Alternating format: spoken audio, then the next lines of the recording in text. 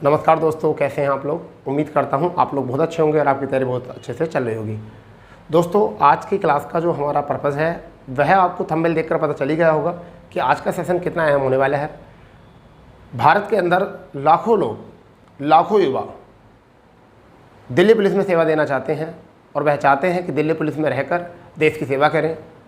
तो उन सभी युवाओं के लिए जिन्होंने सपना देखा है दिल्ली पुलिस में सेवा देने का, उन सभी के लिए आज का सेशन बहुत ज़रूरी हो सकता है। खासकर उन युवाओं के लिए जिनके पास नेशनल कैडेट कोर यानी कि एनसीसी का डिप्लोमा है और जिनके पास ग्रेजुएशन या पोस्ट ग्रेजुएशन है, उनके पास दिल्ली पुलिस कांस्टेबल में जाने का सुनहरा मौका है और उनको बहुत ज़्यादा बेनिफिट होने वाला है। और आज की क्लास में, क्योंकि अधिकांश बच्चों को अपने अंदर काबिलियत तो होती है बट उसको पता नहीं होता, इसी वजह से कहा जाता है कि सही मेंटोर की आपको बहुत ज़रूरत है जो आपको सही मार्गदर्शन करा सके, सही उपदेश दे सके।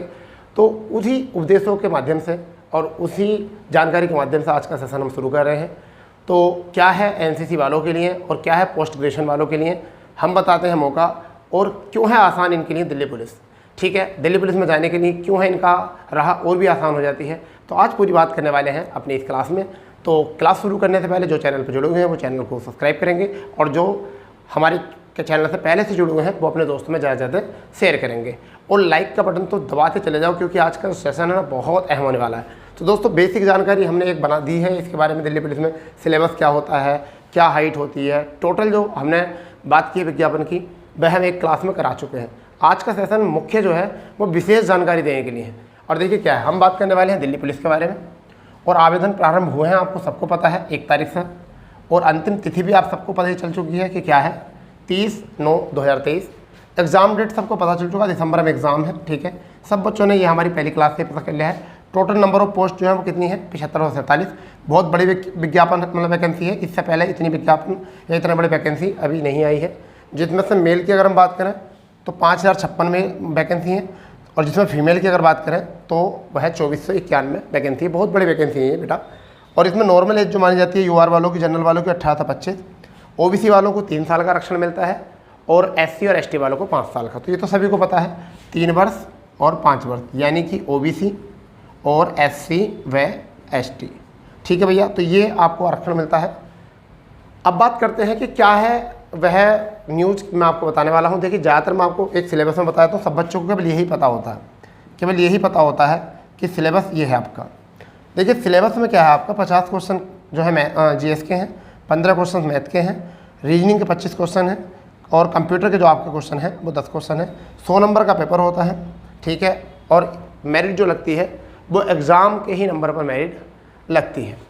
तो मैं आपको फिजिकल के बारे में सारी बात जो हम इससे पहली क्लास में करा चुके हैं, जो हमने एक और आपको वीडियो बनाया था जब नोटिफिकेशन आया था, तो जब भी हमने उसकी जानकारी दी। अब बात करते हैं क्या है एनसीसी वालों के लिए। तो देखिए, एनसीसी में जिनके पास ए सर्टिफिकेट है, जैसे 3 सर्टिफिकेट होते हैं एनसीसी के, ए वी सी, तो सबसे पावरफुल जो माना जाता है सी माना जाता है। तो जिनके पास ए सर्टिफिकेट है एनसीसी वालों के पास, ठीक है, उन लोगों को 2 अंक मिलेंगे किसके, एग्ज़ाम के। यानी कि 100 अंक में से उन्हें 2 अंक एक्स्ट्रा मिलेंगे। यानी कि ऐसा है कि अगर मान लीजिए मैंने एग्ज़ाम में 55 अंक प्राप्त किए तो मुझे 2 अंक ए सर्टिफिकेट से मेरे 57 हो जाएंगे। यानी कि 100 का 2% और मिलेंगे। यानी कि इस 100 में से जो मैंने एग्ज़ाम में पास करा, मान लीजिए मैंने 55 किए, ठीक है, तो इस 100 का 2% अगर निकालेंगे तो कितना आ जाएगा, 2 और आ जाएगा। टोटल कितना आया हमारा, 57। अगर किसी के पास बी सर्टिफिकेट है तो उसे एग्ज़ाम नंबर का 100 नंबर का एग्ज़ाम होता है, उसका 3% अंक एक्स्ट्रा मिलेंगे। यानी कि अगर किसी के पास कट ऑफ मान के चलिए 72 पे गए कट ऑफ, और किसी कैंडिडेट के एग्ज़ाम में 70 नंबर हैं और उसके पास सर्टिफिकेट है ए सर्टिफिकेट, तो उसका ही फाइनल सिलेक्शन हो जाएगा। समझ गए नहीं। तो जिनके पास एनसीसी है तो ए सर्टिफिकेट वालों को 2 अंक मिलेंगे, 2% अंक एग्ज़ाम का, और इनको 3% अंक यानी कि 3 नंबर, और सी सर्टिफिकेट वालों को 5। तो आप ये देखिए कि सी वालों को कितनी वरीयता है। 5 नंबर का मतलब एग्ज़ाम में तुम समझते हो, 5 नंबर का एग्ज़ाम का मतलब जो है बहुत बड़ा एग्ज़ाम होता है। बहुत लाखों लोग जो है ना, बहुत सारे लोग जो हैं यहाँ एग्ज़ाम से आउट हो जाते हैं। 5 नंबर नहीं, 1 नंबर भी लाखों लोग आउट हो जाते हैं इतनी बड़ी विज्ञापन में, ठीक है। तो एक तो उन बच्चों को जिनको अभी तक ये पता नहीं कि एनसीसी का बेनिफिट होता है नहीं होता इसमें, तो उनको ये बहुत ही खासकर है। और रही बात ग्रेजुएशन वालों के लिए, तो इसमें 10+2 मांगा होता है फिलहाल में। तो इसकी क्या योग्यता होती है, दिल्ली पुलिस की 10+2। परंतु एक हमारी यूनिवर्सिटी होती है जिसे हम कहते हैं रक्षा विश्वविद्यालय, क्या होती है, राष्ट्रीय रक्षा विश्वविद्यालय, हमारी एक यूनिवर्सिटी होती है, इसे हम क्या कहते हैं, RRC, ठीक है, राष्ट्रीय रक्षा यूनिवर्सिटी, ठीक है भैया। तो इसमें अगर किसी व्यक्ति ने डिग्री की हो या पोस्ट ग्रेजुएशन किया हो, यानी कि या तो उसने डिग्री की हो इसमें या फिर पोस्ट ग्रेजुएशन किया हो, उनके लिए भी यहाँ पर बेनिफिट है। अब ये समझ लीजिए कि जो डिक्टेंशन लेकर आता है, डिक्टेंशन लेकर आता उनको 5% अंक मिलते हैं एग्जामिनेशन मार्क्स का। कितने मिलते हैं, 5% अंक मिलते हैं। जिन्होंने फर्स्ट प्राप्त की होती है, फर्स्ट अंक लाए हों, फर्स्ट डिवीज़न पास की हो, उन्हें 4% अंक मिलते हैं एग्जाम के। और जिन्होंने सेकंड डिवीज़न प्राप्त की होती है उन्हें 3 अंक मिलते हैं। और आपके जिन्होंने पास की होती है उन्हें 2 मिलते हैं। तो अब सपोज करिए कि अब अगर कोई ऐसा कैंडिडेट एग्ज़ाम में हॉल में बैठे जिसके पास C सर्टिफिकेट हो और डिक्टेंशन भी नहीं तो फर्स्ट से उनने ग्रेजुएशन किया हो, ये डिग्री, ग्रेजुएशन या फिर पोस्ट ग्रेजुएशन, ये 4 से, तो ऐसा मानिए 9 अंक तो इसके वैसे ही हो गए, यानी 9 अंक तो इसको वैसे ही मिल गए। तो हो गया ना, हो गया आसान रास्ता, बहुत आसान रास्ता हो गया ना। तो इस तरीके से 9 अंक उन्हें मिल गए। तो भैया ये देखिए NCC वालों के लिए मौका है, क्योंकि एक नंबर, आधा नंबर, यानी पॉइंटों तक में, पॉइंटों में भी बच्चे आप फाइनल मेरिट से रह जाते हैं। तो उन सभी बच्चों के लिए जिनके पास NCC है प्लस जिनके पास डिग्री या पोस्ट ग्रेजुएशन है, बट यूनिवर्सिटी आपको याद रखनी है किससे होगी, राष्ट्रीय रक्षा विश्वविद्यालय से, ठीक है भैया, राष्ट्रीय रक्षा विश्वविद्यालय से। अगर आपने इतना किया है तो आप ये कर सकते हो। रही बात ये, अब किसी के पास कुछ भी नहीं है, ना तो किसी के पास NCC है और ना ही किसी के पास जो है ये ग्रेजुएशन है, तो उसको तो फिर पूरी मेहनत यहाँ पे करनी पड़ेगी एग्ज़ाम में ही, यहाँ ही फिर इसी एग्ज़ाम में करनी पड़ेगी, 100 के 100 में ही, जितने भी मेहनत झोंकनी है यहाँ पे झोंकनी है उस बच्चे को।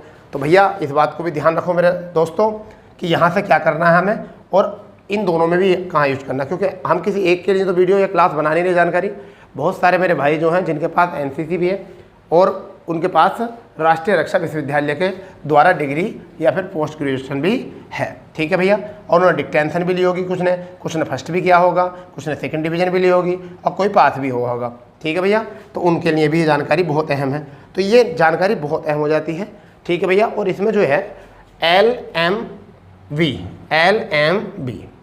ठीक है, ये चाहिए होता है, यानी कि लाइट मोटर व्हीकल, आपका ड्राइविंग लाइसेंस चाहिए होता है, ये भी आप बनवा के रखना अपना, ठीक है। डॉक्यूमेंट वेरिफिकेशन में इसकी बहुत ज़रूरत पड़ेगी, ठीक है भैया।